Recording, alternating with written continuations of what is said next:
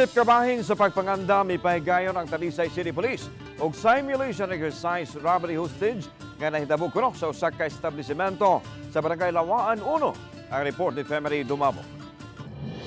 Gihimo nila ang duha ka senaryo sa tulis ug hostage aron masukod ang katakos ug kaaptig sa mga pulis. Ilabi na sa mga sakop sa Special Weapons and Tactics, (SWAT). Gihimo nila ang kalihukan sa daghang establishmento sa Barangay Lawaan 1.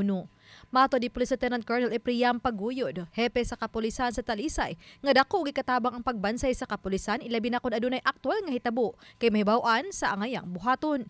Nagbinayloay usab sila sa ilang mga nakatunan aron ilahang mas hasan ang mga pamaagi nga mapasayon og luwas ang gihostage. Samtang mipahigay usab og police personal accounting sa buntag ug gabi sa mga lugar nga dagsaan sa mga tawo o duol sa business district inay nga sa police station. Isip usa sa paagi sa pagpakgang sa kriminalidad.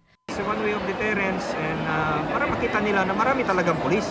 Para matakot ang mga badlungon at mag-deter yung anuman yung plano nila na maghasik ng kalukuhan dito sa Talisay City. Samtang ganihang buntag gidala sa kapulisan ang desk table sa Barangay Tabunok diin makaduol ang mga residente ug makapadangat sa ilang reklamo, yangungo ug makapangayo og tabang.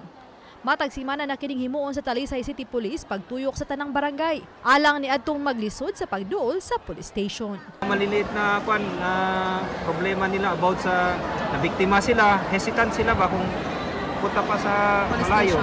So ito, nilalapit natin sa kanila ba na may purpose here na kung may mga hindi sila na idulog dati, so yun yung purpose nito na pwedeng idulog nila dito. Banik Lance Gabutin, Femery Dumabok. Balitang Bisdak.